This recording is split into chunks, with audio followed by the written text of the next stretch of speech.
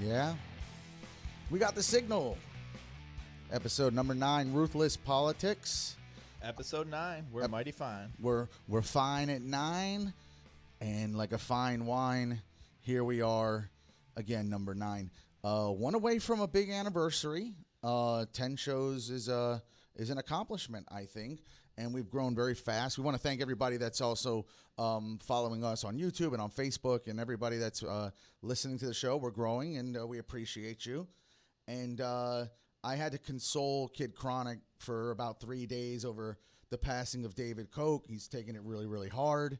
Oh, man, that was sad, you know, losing an American tycoon. An icon. Really lost a couple tears over that one, you know. Your poured out a couple beers. Your buddy Bill Maher, who you interviewed, was the only celebrity, I think, on record, and we're going to talk about Bill Maher on this show, that went on record as pretty much being like, I'm glad this guy's dead, fuck you. Like, the only person that really threw him under the bus. Yeah. Well, you know, I mean, that's what we expect from Bill Maher. That's kind of his role in the media, is to say the things that we're all thinking, you know. He's like an atheist. Most people are afraid to say they're an atheist.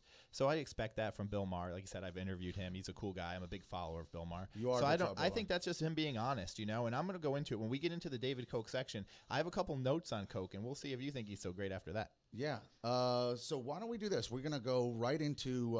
we got to clean up Epstein. Yeah. Our boy Jeffy. We called it Epstein overload because there's actually... And by the way, we took a week off, so some of this is stuff that's occurred over a 2-week period. But there's still more going on in this case, and a lot of people... You've got my opinion already.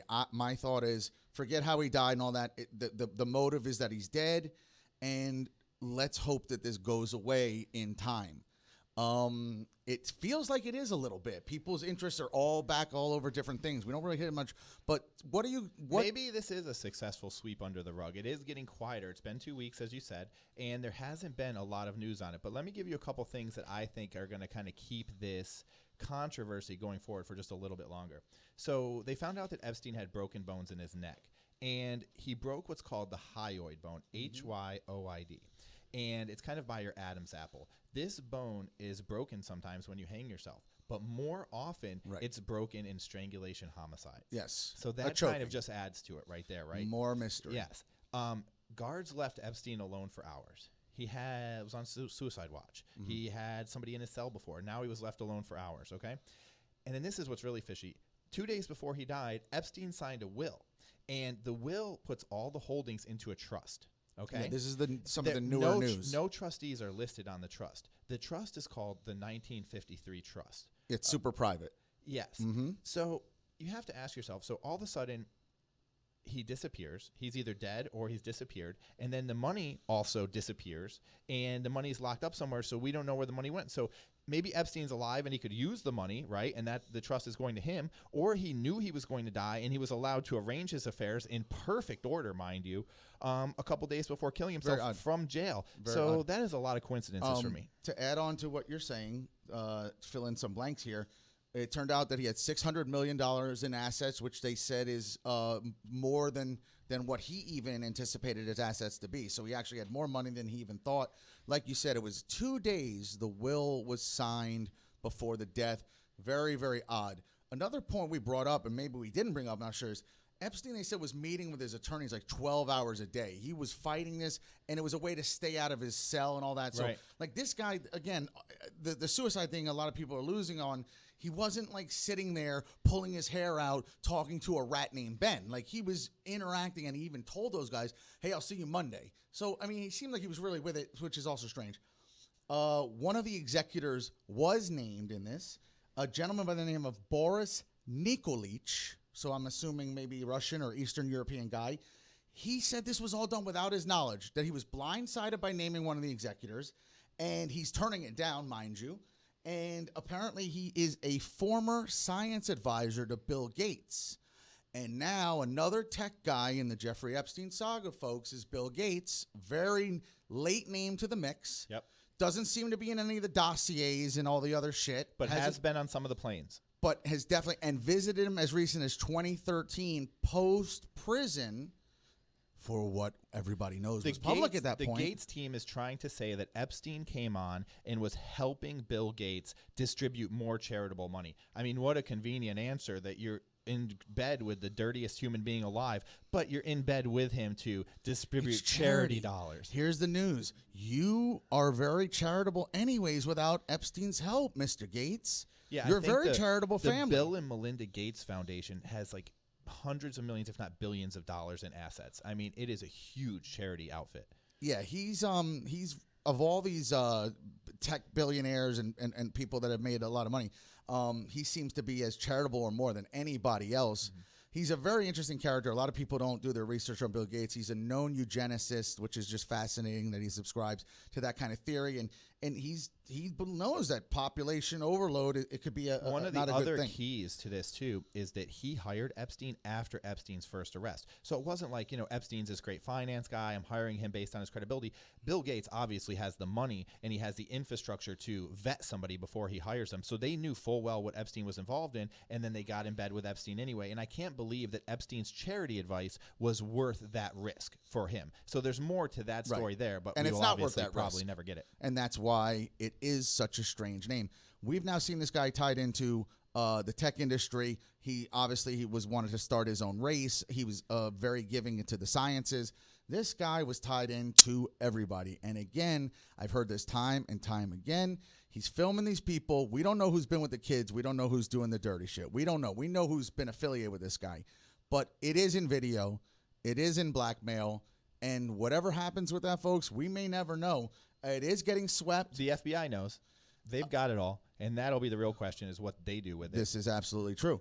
And speaking of FBI, another little twist to this, Prince Andrew seems to be, because we had the Bill Clinton, we had the Donald Trump, we had the big boys, Alan Dershowitz.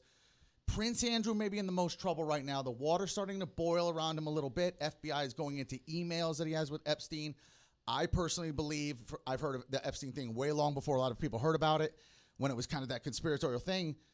Prince Andrew's name's always been tied to this guy. He's always been the most He's one of the obvious, worst ones. Because what's happened, too, with him is there's a picture. There's actually a photo of him with one of the young underage Epstein girls. And also one of the most famous and most active in the media Epstein girls. So this girl has done interviews. She's been all over. And there's this picture of Andrew who looks like he's having a good time. He's not meeting her in a political or a business setting. And so it seems pretty cut and dry that, Andrew is definitely the most obvious perp, right? One final note on Epstein, if you don't have anything else to add, I just caught this today, actually, in Washington Post, who I don't always quote, is released some information that's also new, which is we've now had a camera that was in the hallway outside that captured footage, but the investigators have deemed it unusable. And the Washington Post, like any good journalist, should say, well, why was it unusable?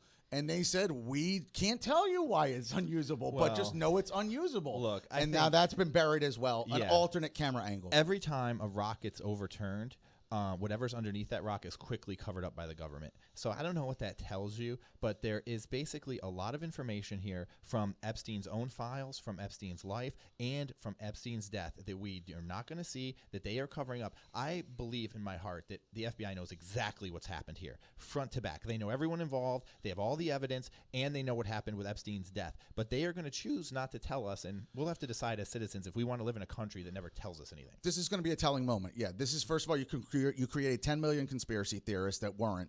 How's that healthy for the country? How can the FBI look at this environment and say, you know what? We know what's happened. We could clear all this up, but we're not going to tell. If this goes down the way we think it will, you're going to be able to teach a college course on the fall of America based on this whole scenario. This is a very serious scenario with a very seriously high-powered guy. And just because he's not famous like a Trump or a Clinton, he's perhaps bigger than both of them in who he's tied to. Well, he's bigger than both of them in the fact that, like, they're all three criminals, right? And Epstein's probably the biggest criminal. Right. But I think what's really That's good. You know what I mean? Yeah. But I think what's really fascinating about the Epstein thing is it just shows in clear, stark, just perfect black and white that presidents are above the law. If you have dirt of a president, not only is the president not going to get in trouble, but your ass might get killed. There's all sorts of privilege out there. Even the Jussie Smollett case, no matter what you think about or how it went, even this guy who's black, gay, just has one TV show, but he was kind of protected because he's elite. And there is a difference. The haves and the have-nots, it's not even that racial. Charlie Sheen is above the law. Eddie Murphy was above the law. Everybody, it's an interesting thing how it goes. Fame and money and all that certainly the country is twisted earn your way because, out. yes, money gets you a lot. And then power gets you even more. Yeah. And the politicians have both, so they're very powerful. But it's just fascinating in this country because if our country had any brains, the poor people would be fighting the 1%. But instead, two political parties, which have meaningless change that they can really infect on the country, are arguing it out. Well, we can go real deep down a rabbit hole here. I personally believe that it's a game being run on the American public on purpose to keep you distracted so that they can run game on you. It's kind of like the classic Vegas trick of you look that way. I drop the coins over here. You look that way. I steal your coins. It's just distraction technique. And that's actually what all magic and illusion is. It's all distraction. And you got powerful people at play that know how to distract you, whether it's football or the Kardashians or whatever, your phone, your internet, your Facebook, whatever. And then they run game. And this Epstein one was done right in our face. And I think that's really That's what's the unfortunate. unusual one, because usually this stuff happens in darkness. But Right. this Epstein thing is just government scandal right on the front page of the paper. It's wild. Yeah. So you pretty much caught up on the Epstein thing. Is that going to be our last news. Epstein piece if we don't have any new news? I think at this point it would Oh, have man. to be. Epstein obviously is clickbait, but For I think they, how good of a story Epstein could have been, we really didn't get a lot of information out of this. We No. really didn't. We got like nothing. no, everybody's robbed of. First of all, we would have liked to see this guy on trial. I also would have liked to see, Especially for the victims. Imagine if you're a victim. You've come forward and now nothing. Well, absolutely. And and by the way, that reminds me, the victims' attorneys are. So here's a funny little caveat that was put in this. Epstein signed in his deal that they could not go after the accomplices or accomplices of Epstein to be charged for federal sex crimes. He had that in the paperwork. So now the attorneys for these girls are saying, well, now that he's dead, you have to tear that up because these girls want to be able to sue everybody, not just Epstein. So But it's gonna, I don't know if the document dies with you, though.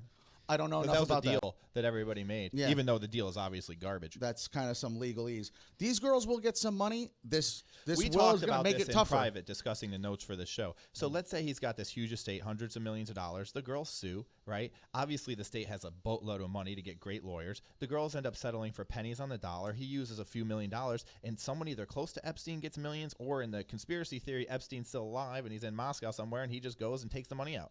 I mean, I don't know what to tell you. Even but I Epstein's just gotta think be it's in Moscow. It's I so love it. weird. Yeah, right. Sorry about that. But it's so weird that Not even the Leningrad? trust, that the money goes into this trust, right? The Right. 1953 trust, and there's executors on the trust, but there's no trustees. So we don't even know where, once all this settled out, where that money's going to go. I mean, that is wild. Everything's funny about this, and say what you want, he must be good at finance because this is clever as fuck. I mean, how the hell? The whole world is looking for this information. It's not available. And all the while, and we'll go to break, I think, on this note, because I know we've been doing that. All the while we're discussing this, and I'll say it again. We said it on every podcast that we talked about Jeffrey Epstein. Where is Ghislaine Maxwell, the girl, the lady, She's the living in procurer? New England. She is She's roaming she's free. in the States, She's completely roaming roaming free. free. It's not like she's on the run. I mean, she's like going to the country club. Seems to be. She was In-N-Out Burger. You can cue it up, Jesse. We'll go out on that note. She was having a fucking cheeseburger.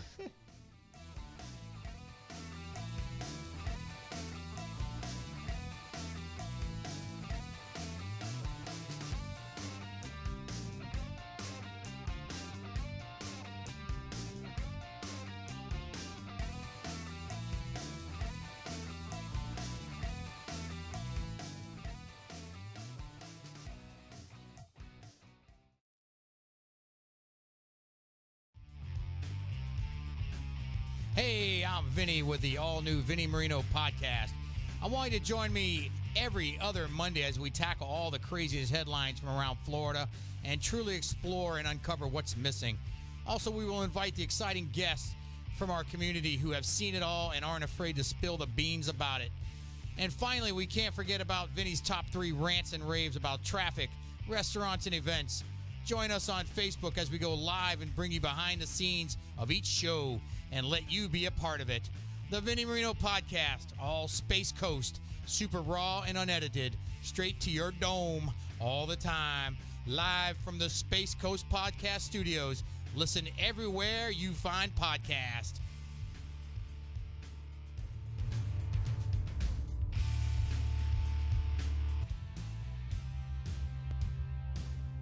Ruthless Politics would like to thank all of our badass sponsors. SFL Media, media for the modern world. Check them out at sfl.media. Video God, the best viral video site online. Check them out at videogod.com. Pure Clear Hemp, premium CBD isolate. Check that out at pureclearhemp.com. And Tall Circuit Technology, home automation experts. Of course, our show's hosted by Space Coast Podcast, and a special thanks to them.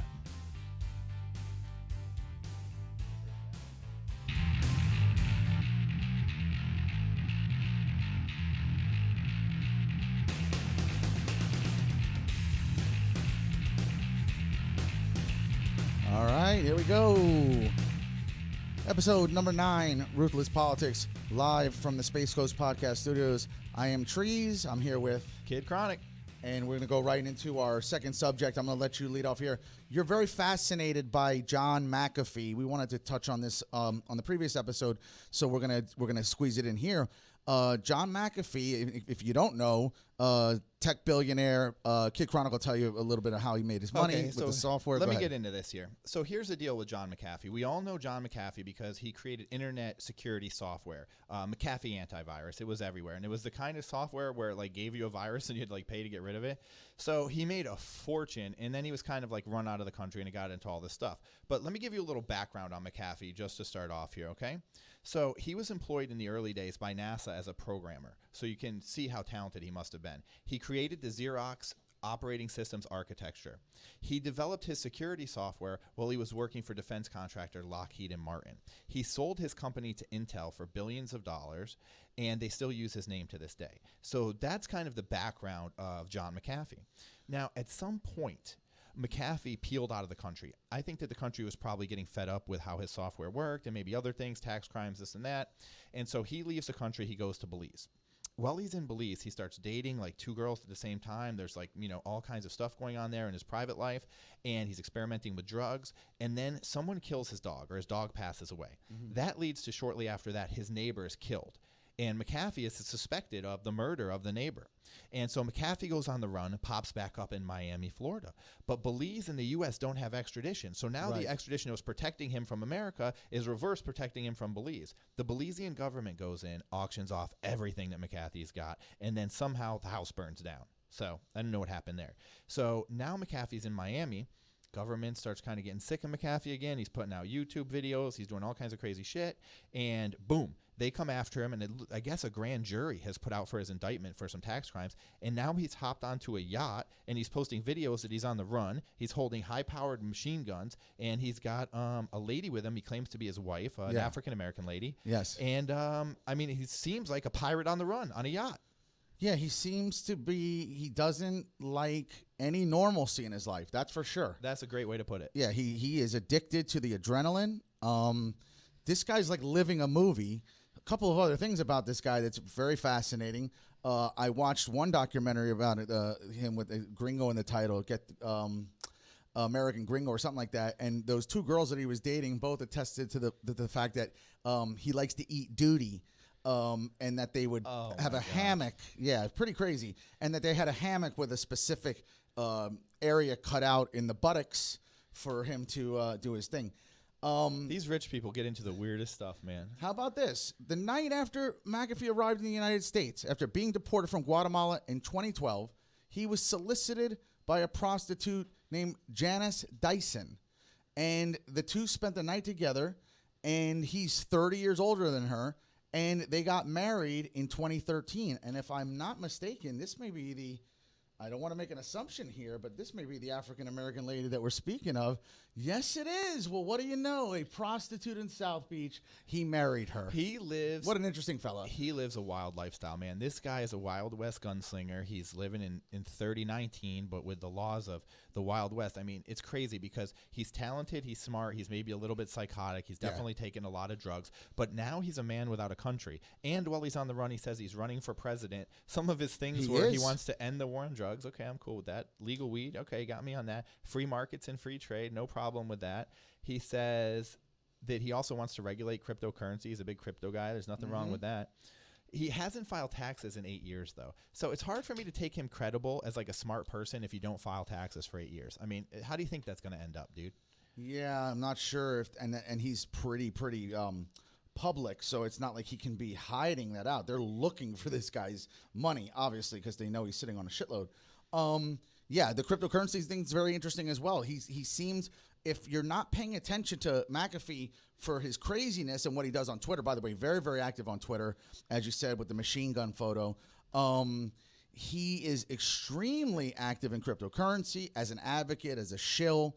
He just recently is shilling another coin. He always acts like he's a financial genius on Twitter, but in reality, in the financial crash, he lost a shit ton of money. I mean, he lost a ton of money in the financial crash. So he may not be as smart as he portrays himself.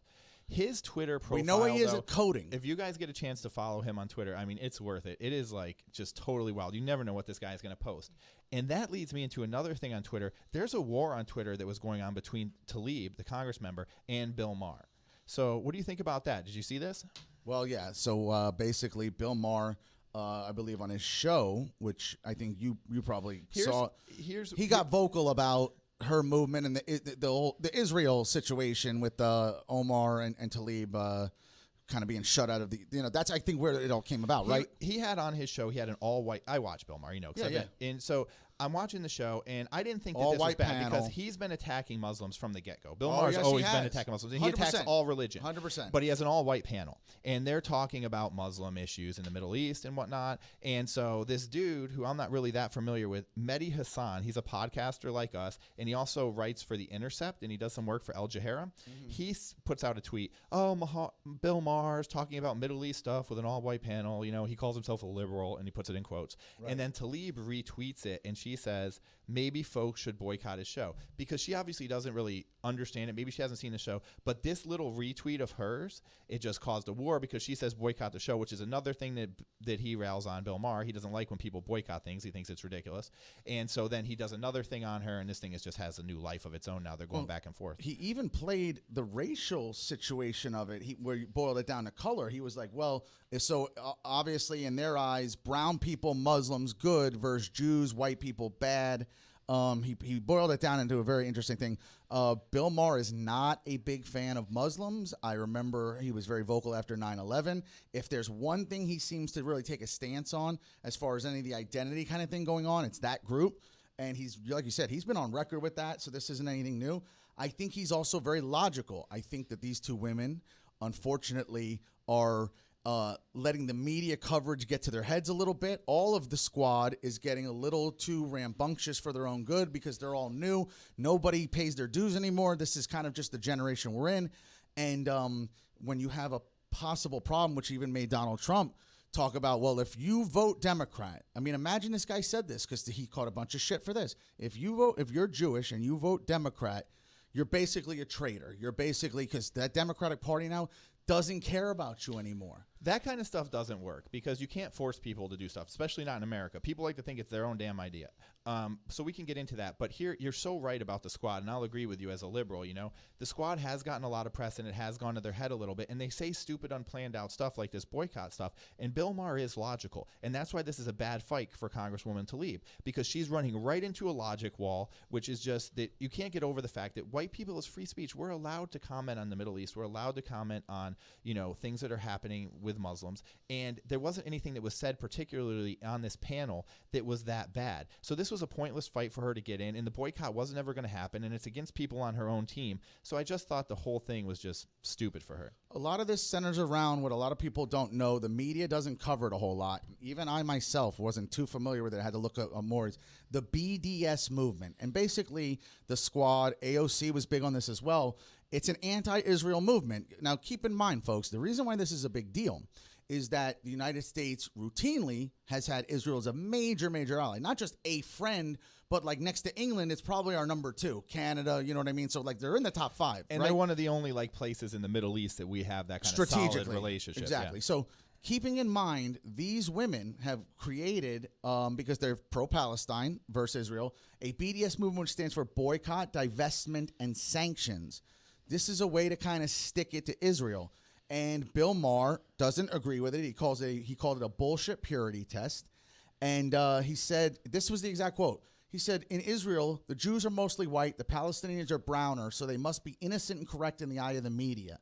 And so, like you said, this is now becoming a Twitter war. And he did invite her on the show, by the way. So she this should could take be some it. fireworks. If she's smart, she'll take it. And she's a fiery girl, and they'll probably end up getting along. And he has a lot of enemies on the show that they'll get along. But what is fascinating about it, too, is that, these girls are kind of right. First of all, if you're a Muslim, you're going to side with the Muslims that are, the Palestinians kind of get a shit deal over there. Israel shits all over them. But the Palestinians do stupid shit all the time. They're always bombing, and it's this back and forth. And they're fighting over this religious land, which is just ridiculous. An imaginary man in the sky and this piece of land that's supposed to be freaking holy, and you guys have two versions of the same freaking book, so this land is important to both of you. Right. And you're arguing, but people are actually dying over this, and it's been happening for years and years and years.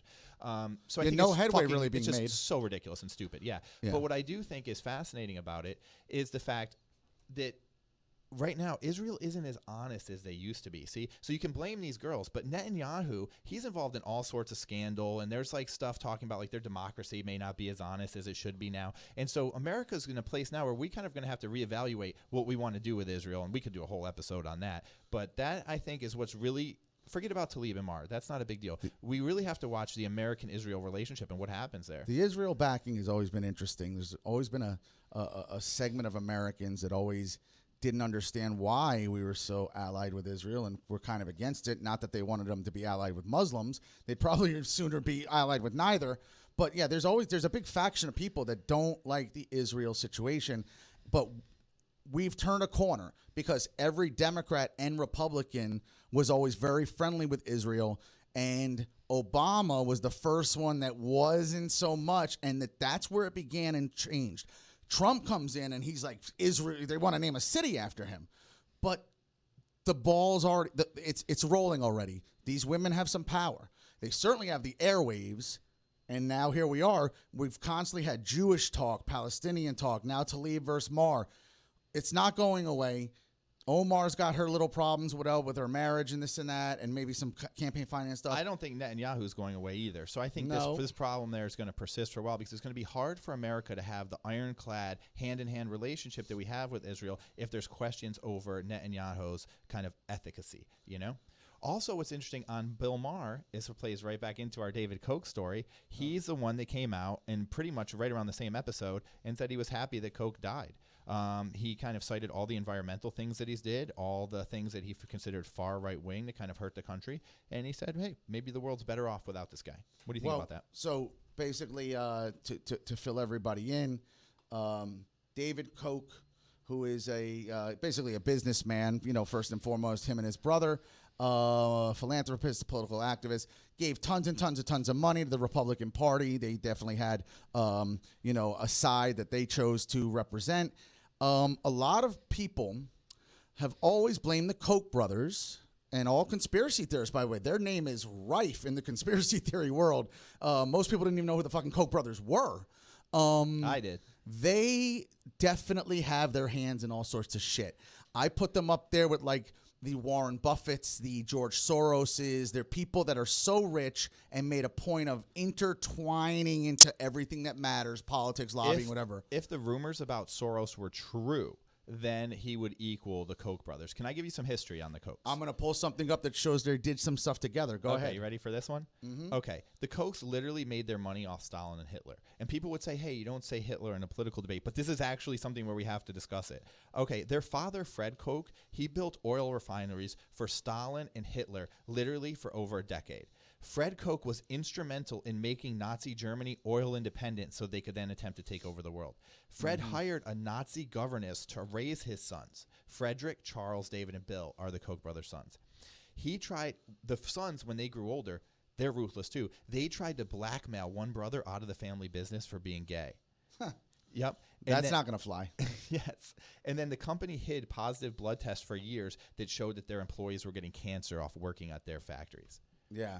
No one's going to put these guys, if you're against the corporatization of America, if you're an anti-one percenter, any of these things, these guys are not, you're not fans of these guys. Apparently his net worth was $48 billion. That's a shitload of money.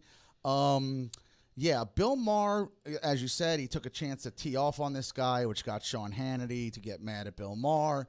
And smart play from Maher. That's the kind of attention he needs, and he likes playing in that field. You know, he's an HBO guy. He's not a CNN guy. He's not going to get in trouble. So he can take that slap that everybody wants to take at a dead man, is what makes it controversial, right?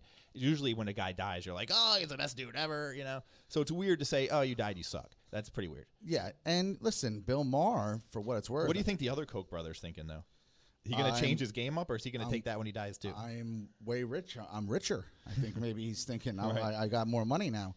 No, this was like a tandem, like fucking trading places, Randolph and Mortimer. You know what I mean? They are so Randolph and Mortimer. Yeah, That's you know, so good. I could see these are the type of guys that, like you said, they'll find like 6 homeless black guys and throw them out on a ranch and hunt them down. Yeah. Or do like the Eddie Murphy thing where they have a bet over $1. Oh yeah, absolutely. Like You know what I switch mean? him out Yeah. with Dan Aykroyd. You can totally see these guys doing this.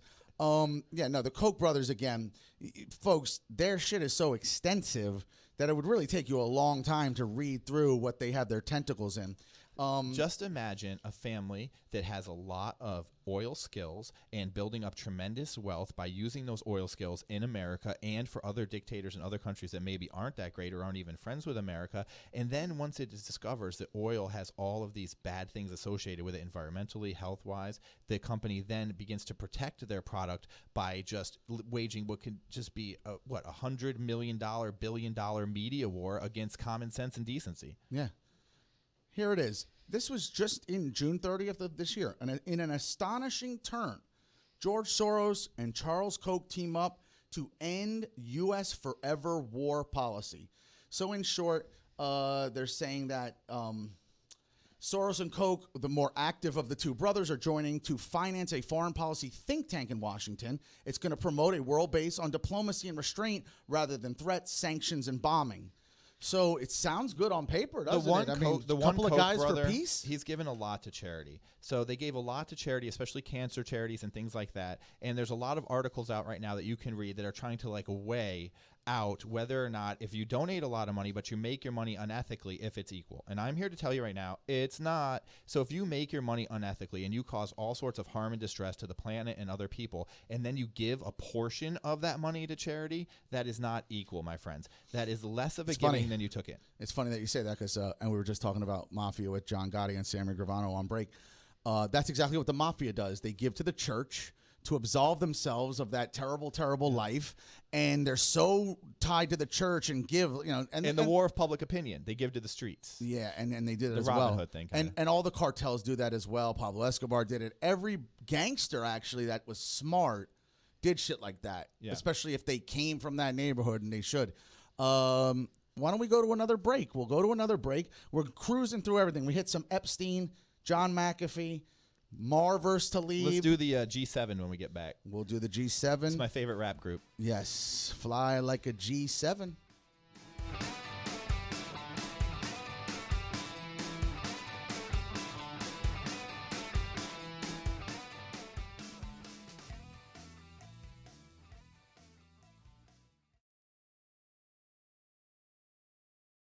Hey, make sure you check out Space Cowboy Justice with your hosts, Blake Stewart and Paul Daly.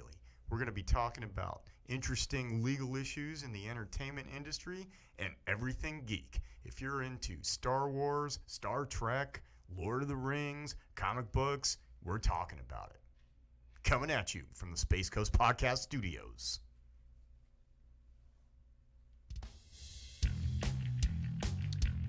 All right. This is Doug Monda, This is Karen Monda. And Chris Hadaway. and we're the host of Survive, the new podcast brought to you by the Survive First Foundation, a nonprofit organization assisting first responders and their families in need of mental health support due to the lifestyle of being a first responder. So, Chris, tell us what we're going to have. We're coming to you from retired and active law enforcement officers as well as their spouses to discuss the responder life. Don't forget, this is an unedited and raw podcast, so we need your interactive suggestions and advice to help us help others. So find us live on our Survive First Facebook page and join in the conversation, or find us on demand on Spotify, iTunes, or anywhere you listen to podcasts from the Space Coast Podcast Network to you.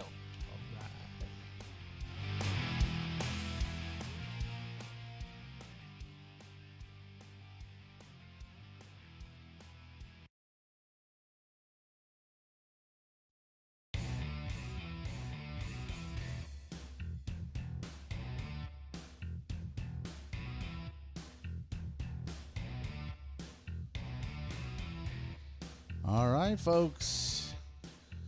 We're back. Episode number 9. Another quick break. Space Coast Podcast Studios. Dorian's coming our way. We need to pay attention here in Florida. Oh, yeah, there's a hurricane headed our way, huh? There's a It's hurricane going to roll running over come? Puerto Rico again, sadly. Well, they don't need that. I don't know who's Trump's in the going to way. go throw him some paper towels. He'll be all right. Trump, well, he first of all, that was pretty cool of him, by the way, because they needed those paper towels. They also got $98 billion to misappropriate of our tax money, which is fucking nuts. You're welcome, Puerto Rico. And Trump, I don't know what the deal with this is. I actually didn't research it because I thought it was so silly. Speaking of hurricanes and Trump, Are we going to talk about him nuking hurricanes? what's the deal with that? Okay, so Real quick, what I is that totally about? researched it. Yeah. So What happened? Okay, so basically there was some meeting about hurricanes like a little while back, and Trump goes, well, why don't we just drop a bomb in them? I don't think he said nukes. He said, let's drop the story like evolved. Right. And he said, why don't we just drop a bomb in the middle of this thing to like steer it off course away from America? It's probably like some internet thing or something you must have read somewhere, right? Right, that And we can so do that. and then the people were like, because it's funny because the person who wrote the article that I read, they actually talked to the person and they're like, well, how did you guys respond to that like in the meeting? Right. And they're like, we'll look into it, Mr. President. That's all you can say. Yeah, and so then again, in a more recent one with this hurricane that's coming, Trump said it again. You know, why can't we just nuke it or send this thing off course? And the people are like, oh, Is there any way we can drop a bomb on Dorian? And then the article I read said that you can't do that. What Trump is a victim of sometimes is being a simpleton, right? So the proper way if you're a president would be like, is there any science out there that we could use that could move a hurricane or could send a hurricane Absolutely. off course? But is there because any way to manipulate the pattern of the storm? Yeah, and he would have no drama at all. Yeah, but because he sound speaks real. in like Twitter, Yes. you know, it's like, let's just drop a bomb in a hurricane. Like And it just goes viral instantly. And through like the telephone game, like when you were kids and you whispered into the ear, now it's a nuke. Exactly. And I want to know, is there any way to nuke this hurricane? Like, what the fuck is anyone talking about? Nuke the hurricane. And then oddly enough, this all plays into just the whole Trump aura of just so much information flying around him. It protects him. It's like a force field of just constant like news breaks and things going viral. It's impossible to even get your hands wrapped around the guy, you know? It even got USA Today did a whole article. You can't nuke a hurricane to stop it, as Trump reportedly suggested. Because Here's that's how why. powerful the president is. When he says it, there's a whole group of people now that will believe you can nuke a hurricane and the government won't let us do it because they want us to get hurricanes. That's a thing now, and it'll be out there forever. That's how powerful the president is. This is a hurricane conspiracy. They're not letting us nuke those canes. Oh, my God. That's like meth gators. What would happen? I wish that they should do a simulation. If you were to drop a bomb or a nuke into a hurricane, you think it just spits it out the side? Even if it explodes inside the hurricane, does the storm just dissipate, or is there just nuclear fallout all over it? I'm a believer. I can't see a scenario where it would go well. We can manipulate weather. I do believe that they can man-made push these things along and do shit like that. I don't know if they can like stop one. You know what I mean? Like put a clog in it. You know And what I then mean? also Like the it's not spokes the on a storms are bicycle getting wheel. stronger. The last big storm we had in Florida, the one that did crush Puerto Rico, that thing was like the size of the state. So as much technology as we have, we just don't have the ability to blow a hurricane the size of the state of Florida away. It's just huge. If we did, we would know about it, and it'd be something they've been working on because we've had hurricane problems for 100 fucking years. Everybody will keep that in mind. There's been a lot of crazy hurricanes over the time. I think we would already have this in check if that was the kind of technology that was available. Yeah, Don't you think? And the things about these weather things is that they happen in areas and they happen in patterns. And so, you know, there's like a hurricane alley, there's a tornado alley, and when it comes up through that warm water and it's just the way that the winds wind right there, it just creates this thing. It's not something that is that easily to disperse. You can't just go sprinkle salt on the top of it like you can your ice in your driveway, you know? I'm not a big climate change guy. You certainly more are. And I think there's merits to some of the argument. Where I think it starts to discredit the argument a little bit is when an AOC and people are referencing the hurricanes as complete and undeniable proof we have a big problem here. We really don't. I will say that any warming of anything is a problem. So as that with 100%. But we've had dangerous storms intermittently for a long time, for 100 years, and there's no science to say that anything's gotten worse or this or now. So I just don't think it's fair to tie every storm. They literally did it with the tornadoes. They do it with the storms. They go too far. We've And always it's had tornadoes. unfair. We've always had big storms. We've Yeah, always had you hurricanes. lived in Hell, Florida. the planet has had ice ages before. Right. But on the liberal side, on my side, on the Democrat side, we did have a hole in the ozone that we did fix. And the ocean is dirty and the land is dirty. You can see it. Right. You can see that it's dirty. Other problems So legit. I think we should be able to reasonably clean some of this shit up. The idea, though, that we can turn around what all these other countries are doing, you know, when we talk about Andrew Yang, I think he's right. I don't think that we can stop China and some of these other countries countries from polluting the shit out of the environment. So it's a bigger question problem. in the long run. But I also think that even if some things go underwater, humans are very adaptive. So if we lose a little shoreline here or there, obviously it's over a long period of time. It doesn't happen overnight. I think we'll be fine. Andrew Yang said it. You're going to have to run for higher land, and that may happen. I don't believe it's going to happen in 12 years. And it's not for everybody, but people in Miami, Key West, there's some places are going to go underwater. And I don't think there's any reasonable way to stop that, or that it's even worth stopping it. There is a possibility that if everything that is on sea level, your Baton Rouge, your Manhattan Island, your Miamis, that if this does happen, yes, you are fucked. There's no doubt about it, and you have to move inland. Well, guess what? Let me just say, that's called adaptation. That's what animals do before, when we were more primitive. Remember, folks, you just got to deal with what comes. Now, if you cause that to happen and you mess shit up, lesson learned, right? And don't forget too that a lot of this is American, right? We're very egocentric in America, but if a earthquake, for instance, hits like Haiti, guess what? Everything's destroyed. Nobody gives a shit. They move to another area and they build a new hut, In America, we're so babied. We're so cocooned by everything that we've built here that we can't imagine losing an area. But places on the earth are changing all the time. Volcanoes are coming out of the sea.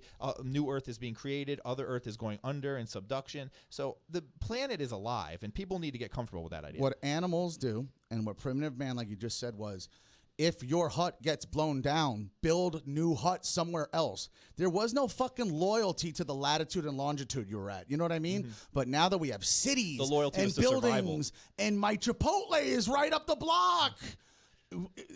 Hey, dude, if you got to move, you got to move. Yep, exactly.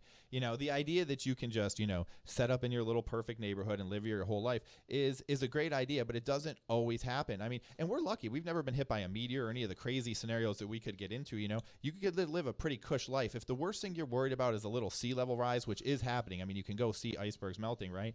Then it's really not the end of the world, but it also doesn't mean we shouldn't try to live in a clean environment, right? Now, does this mean that God / if you believe in God / Mother Nature / whoever and what we're ruining is going to cause these tides to rise, that it's going to happen on both coasts where all the liberals are? Well, dude, if you believe in God, of course God's going to do that. He already did it. He drowned everybody out with Noah. He drowned everybody out. God is vindictive. If you believe in God, and I don't know why you would, because you're an adult and you're listening to the show, which means you're probably pretty smart, but if you do believe in an imaginary man in the sky, you have to ask yourself, why is he so mean? He kills people. You have to put blood on your door so he doesn't kill your child. He floods out all of mankind because he's mad at them, except for one dude and a couple animals. I mean, God is a dick. I'm going to find a picture of you somehow, some way, when you were young with your Ash Wednesday mark. I went to Catholic school. I know that wouldn't be hard to find. I'm going to find your Ash Wednesday mark. We went off the rails a little bit because of the Trump hurricane thing. Very funny story, and then a climate change. Why don't you jump in and talk about this G7 okay, so this is and what you call good. the Trump perfect storm? Okay, so this is more good stuff. So Trump went to the G7. And the G7, first of all, it used to be the G8. Yeah, and what Russia, is the G7? Russia was in it. The G7 is the most powerful countries in the world. The top 7 get together and basically cut up the world how they see bullshit, fit. right. Which you can raise a lot of questions about if that should even be. And they do stuff with the World Bank, International Monetary Fund. Yeah, that it's a mini Bilderberg countries. Mm-hmm. Yeah. So basically, Russia back in the day, they invaded Crimea. And when they took that little piece over from the Ukraine, that got them kicked out of the G8, and the G8 became the G7. So obviously Putin wants nothing more than to be back in the G7 and make it a G8 again. It's a status thing, too. Yeah, and so the first thing Trump does when he shows up there says that Russia should be back in. And I'm just saying, you're Trump. You know that everybody thinks you're involved with Russia. You know if you even mention Russia again at the G7 again after doing it 2-3 times already, that everyone is going to come down on you. Everyone's going to say you're a traitor. You're going to get the worst press possible. But Russia or Putin has so much over Trump, something so powerful that he will take that risk, go out in front of the entire world, not just our country, and say that Russia should be back in. And I'm just telling you right now, if you can't read that as that this guy is leveraged by the Russians, then you can't read it all. It ain't helping anyone's argument. Okay, now let me give you some more of this G7 stuff. Trump skipped the climate change meeting. Okay. Yeah. He showed up late for another meeting, and it was after it was on the news, so he may have just showed up because they put him on the news. Then he went out and he repeated a Russian lie, and he said that the reason Russia was kicked out of the G8 is because Putin embarrassed Obama, and Obama had him kicked out. And then he suggested that the G7 should be moved to Doral, his golf course in Miami. And why did he do on top of that, he did another one of his 20-minute comedy routines where he attacks windmills. Yeah. Listen, The guy hates windmills the windmill thing is always funny. because they built one by his golf course. You Yeah, can't take even it. as a pro-Trump guy, the windmill thing is funny. Couple other things from this G7. Your boy Macron pulled a real fast one and invited an Iranian official to Zarif, the gentleman's name. It says here, the G7 impending doom included a twist of a surprise guest. Iranian president may now be on course to actually meet. So Macron brought this guy to kind of like have Iran have a representation here. It was his guest. I guess he was allowed to do that. And it actually created a little bit of a Trump softer approach to Iran where they may sit down and talk. Iran basically said, we will not talk without the sanctions being lifted, though. But some progress on Iran, by the way. So give that to Macron. Whenever for making I a little see thing. Macron and Trudeau and they have to deal with Trump, it reminds me of like children dealing with their parents. It's like, how did these young guys get to lead these countries is hilarious. But then they have Trump come in who's like their older, out of touch parents, but like makes all the real decisions because like he controls the military and all the money in the world. And so they have to like find clever ways to like get him to like schmooze with the Iranian or like put him into meetings or whatever. Yeah, they're like little kids. Yeah, and Trump's just this confident old guy, like, whatever, I don't give a fuck. Well, like, they're you know, they're two globalists. They're playing ball like they're supposed to. They're doing their thing. I think one of the most demeaning moments I've ever seen done to a world leader was when he went to Macron and he's like, what do you got? A little stuff on your shoulder here? Let me get your Trump's a dandruff off. master at that. And it's it was so like New so, York. Give like, people nicknames, emasculate make them look the small. guy. Oh Yeah. yeah. And then there's a part where he goes and shakes Macron's hand and he's jerking his Oh arm yeah, around. he does that too. The thing that's fascinating about Trump, I think, that people don't give him credit for is just how task-oriented he is. So if he wants to belittle you, I mean, he'll do it, and he'll do it for 100 years. If he's mad about a windmill by his golf course, then he will literally personally take it out to try to grind the whole windmill industry into not existing. I mean, this is a man who not only doesn't shy away from a battle, but once he takes on a battle, that's a battle for life. Yeah, he's a ruthless kind of guy. It's this kind of thing. Some people love it, some people don't like it. He's like a Gordon Gekko. The G7, like you said, it's an interesting meeting where the big power brokers talk their stuff. There's nothing that really comes out of it that goes on record much, except what they want you to know, and they have their little media events or whatever. But yeah, so you had Macron. I don't know if Russia's going to get in. We'll see. I don't even know who makes that decision. I don't think so, because Russia would have to make some sort of, they'd like have to give back Crimea, or they'd have to do something. You know, they have to make some condolences to the Ukraine. So I don't see how Russia can do that or would do that, because that water port is so important to them. So I don't see that Russia's going to get back into it. But it is fascinating. Like I said, I just want to repeat again that the U.S. president, knowing all the bad press he will get, will go forward and will ask for Russia to be back in, and not even come forward with a plan to get Russia back in, or Russia's going to do this or that. Just basically push in a way that could only come from what seems like Putin. That's the kind of attitude Putin has. Just push through, not really be diplomatically sensitive. And so I think it just reeks of corruption. Well, he went to bat on his behalf. I think a lot of people would wonder why, but there's To what benefit? a lot of respect. He probably feels he should be there. Here's an interesting side note that just came out too. New York Times reporting that from the G7, the leaders amassed $22 million to help Brazil combat the fires in the Amazon rainforest, and Brazil rejected the offer, telling them to mind their own business, and then laid out potential terms for AIDS acceptance. So it's got to be on his terms. Well, another Puerto Rico coming here? I mean, I do think that's kind of stupid of Brazil, but also I do understand. See, what's happening is these smaller countries are getting a little bit more media savvy, and they're like, hey, well, no. You're not going to have a G7 in your country drag our huge predicament through the media, give us chump change, and act like you've done something. No, that's not fair. Do you know that if you wanted to donate to a popular charity, you can't just donate $5 and then go put on your website, hey, we're donors to this charity. You have to donate X amount to be able to use that. Yeah, and so if these leaders are using the tragedy in the rainforest to offer up a small amount of money and act like they saved the rainforest, then I could see how maybe Brazil would be like, hey, maybe try to include us next time. You know what I'm saying? It is our rainforest. You know, you're not going to just drop off a $50 check and tell us you saved the environment. You know what I mean? Sometimes you got to take what help you can get. Yeah, that's true too. So through this G7, you said there's something you're calling the Trump perfect storm. Do you want to go into? Yeah, so here's what I think, guys, because everybody talks about how it's so hard to beat an incumbent. You're hard on this. You say it all the time. It's hard to beat an incumbent, and I agree. Yeah. I agree. So I think to beat Trump, it takes a perfect storm. But what I'm saying, much like the hurricane off our coast, I think the perfect storm is a brewing. And let me give you some notes on that. Okay, so he's being primaried by a Republican, Joe Walsh. Joe Walsh, kind of a questionable character, and we can get into him. But to be a sitting president that's being primaried by your party, and there may be more people to enter the primary process, is definitely not good. He's losing the trade war to China. So he backed down on more tariffs that he was going to put on China, and then China responded with $75 billion in tariffs. They didn't back down at all. And so now he's kind of reeling, and it seems like that he's afraid to have this trade war go into the Christmas holiday season or into the re-election season, so that's not good from him. We've had mass shootings in El Paso, Dayton, Ohio, the Gilroy Festival, everywhere. Last time, he lost the popular vote. The election team that he had last time is either locked up or resigned, right? And there's been a huge social media crackdown on the bots and trolls that has basically neutered all these fake accounts out of the system.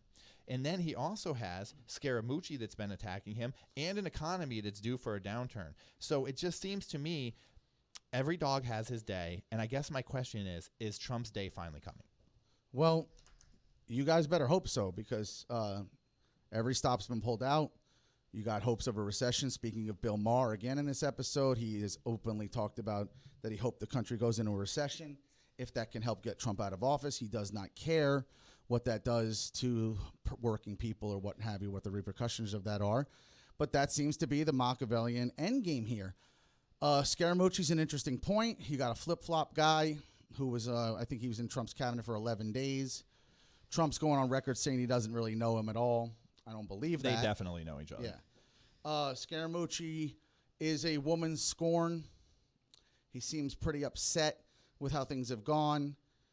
The Democrats seem to love him. Why do they hate him so much, and now they traipse him out and they love it?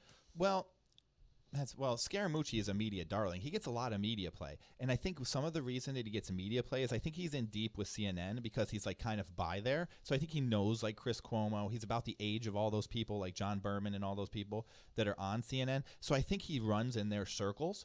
And then also, once you get a job in a White House, even as short as his term was, which was very short as a press secretary, you can get on a lot of TV. That's a lot of credibility working in the White House, especially in a position like he had. So he's got a lot of TV going. The war between him and Trump, I think he definitely comes off, as you said, as a woman scorned. I mean, when you fire somebody and then they attack you, it's like, But the media has latched onto it because there's so few Republicans that are willing to attack Trump that when once somebody finally does kind of jump ship, they do the full media circuit. And speaking of another traitor, tell us about this Joe Walsh. Why does this guy think he can primary and win? Well, I don't think that Joe Walsh thinks he can win. I was researching Joe Walsh because I didn't know much about him. He has some racist tweets in the past, stuff like that. He's a Tea Party guy. He's from Chicago, but he's also an anti-Obama guy, which is interesting because Obama's a big Chicago guy.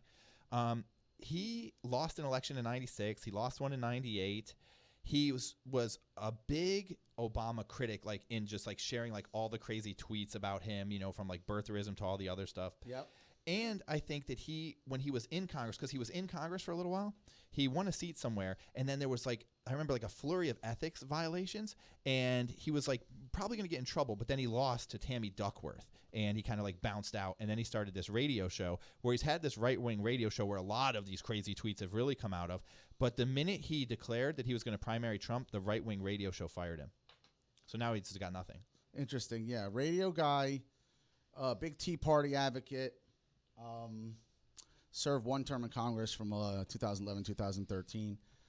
We'll see what happens. I don't think he's going to make much headway, but I think the idea is that for primarying Trump, I think that it's twofold for the Republicans. If Trump is to lose, right, then when they primaried him, they're like, see, well, we were a Republican Party that has many different sides to us. Trump having to lose, we still have these other characters at play. And so I think that part of it is a fear thing. They don't want to put out just Trump because he's so volatile right now. He's either going to win or lose in a landslide. And if he happens to lose in a landslide, they would be protected by having these other primary characters out of there. And then I heard a more advanced theory, which was if they could get 2 or 3 primary guys against him and they could drop his rating down to like 20%, that Trump might just say, well, I'm not the kind of guy that loses, and just step out and then let a regular Republican run. But any of these things seem so highly unlikely that, I mean, I could never see incumbent losing a primary, not in a million years. It's not going to happen. But maybe this guy will chink away at the armor, because having a Republican be able to just straight go through with no problems is one thing. And a guy who apparently is not afraid to send crazy tweets. So I could see Trump and this guy are going to head off in Twitter this war guy could get mouthy at some point. Yeah. So yeah, that goes about that. Folks, Ruthless Politics episode number 9. I know we ran through everything we planned to. Was there anything else you wanted to throw on there? Talk to me about the. You want to do this Cuba vaccine thing? Tell me what story? you got on that. Yes. Okay, please. so I shared this on Twitter, and it was just a random USA Today story that I had read, but then it got like 139 retweets in like the first hour, and I was like, holy shit, so people are into this story. So basically, Cuba, we had this huge trade embargo on them. The U.S. was like, Cuba bad, U.S. good, nothing can happen in Cuba. And the Cuban government, definitely not good. We can all agree on that. But they invested a lot in medicine and science and schooling and stuff like that, as you can kind of do when you're like more of a dictatorship or socialist society, right? You can kind of make things happen easier. And so they came out with these 2 drugs, Viaxera and Civimax. And I can give you guys the spelling online for these. But these 2 drugs are modern new drugs. They're immunotherapy drugs that can help people with lung cancer. And it's a specific kind of lung cancer, non-small cell lung cancer. So if you can take these drugs, you can fight off this specific type of lung cancer, which can obviously be very deadly. So when Obama kind of like brought back the restrictions on Cuba or pushed them back a little bit, Americans started flooding over there, not saying what they were doing because it's still illegal to go over there and get drugs, right, but just going over there for vacation, putting the drugs in their back pocket and coming back, right? And now Trump has come in and he's kind of pulled the restrictions back on Cuba, so Americans are having trouble getting this drug. Yes. And the drug companies from Cuba have tried to get the drug in, but it's locked up in like 10 years worth of FDA approval, and it's coming from another country, so who knows if it'll ever get approved. But it's just a fascinating thing. I don't really blame either politician, Trump or Obama, or give them credit for this.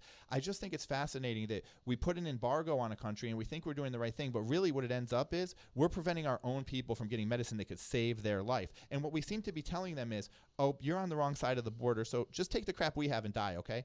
That's not reasonable. Well, it's scary to know that politics, United States' politics with Cuba, can affect the health of people. How about the fact that this just exists as a positive thing for people with cancer? You've had cancer affect your life and your loved ones. I've had 3 parents, mother, father, and stepfather pass away of cancer. It's scary to know that here's this other country, forget it's Cuba, just country X, has this drug, this vaccine that could be helping people, and because of politics or whatever the fuck it is, we can't have it. And well, that's really sad. You have to think of the American medicine model. So back in the day, American medicine, we used to try to cure everything and things were going great. But somewhere along the lines, somebody discovered a drug that lets you live with things. And so now what they do is if you want to get a study going to cure cancer, to cure HIV, to cure any of these diseases, you can't get the funding because there's no money in a cure for the drug company to create a shot that cures somebody. But if you tell the drug company that you want to create a pill that'll put the symptoms aside and let the person live with it forever, now you've created a medical slave. That person has to have the pill every day of their life to live a normal life. They're completely dependent on the drug company. Now, that's something the drug company will fund because that produces major dollars for the shareholders. Well, so when you hitting it on the have head. capitalism mixed into the medicine here, their medicine is going to find the best way to make money off you, not the way to make you the most healthy. And that's what we're seeing right now in this hyperinflated capitalism that we're Just living deal in. with it. Yeah, you could see that. Imagine this. Some young scientist creates a cure for cancer. The company that makes $1 billion a year off of chemotherapy comes in and says, we'll give you $100 million for that cure. Now they own that cure and they put it in the safe because they want to protect their $1 billion in chemotherapy interest. Is that illegal in America? Nope. That's just good business. Well, yeah, cancer's an industry. But going back to what you said, you hit on the head.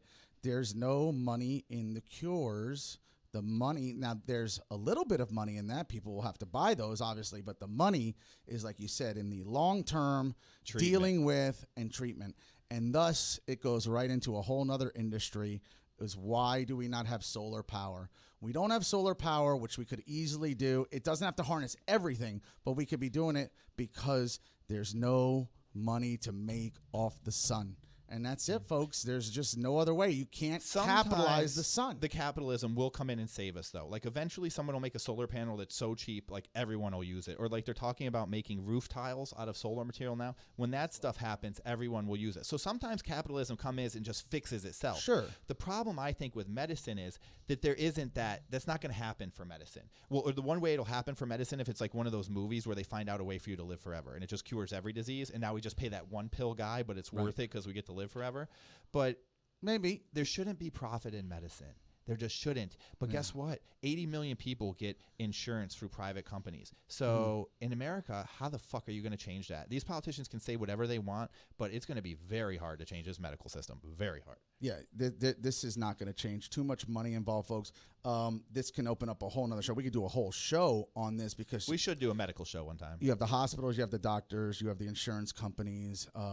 There's so many people making money off of, like you said, if you're going to take socialized medicine, so to speak, which is kind of what it is, hospital system, whatever, but it's still a business at the end of the day. And by the way, if you guys want to shit your pants, go see what a successful hospital takes in. It's a lot of money. It's a big cash cow, and they get subsidies and all sorts of shit because they're also a job provider in many cities. So they serve a great purpose, but do not get it twisted that this is about making money first. It is a business. Even a school is a business. People don't even think about that. Our even though care it's is not socialized. ranked that great. There, if you can look right now, Google hospital tourism. There's other countries where you can get procedures very cheap at very high-end hospitals that are like visiting a resort. So we may see in the future where our system is so broken here that people literally travel. Oh, I have to have a heart transplant. Oh, I have to have a hip replacement. Well, I'm going to go to India. I'm going to stay at this beautiful resort. I'm going to get this amazing treatment, and maybe I have my surgery for $500 instead of $50,000.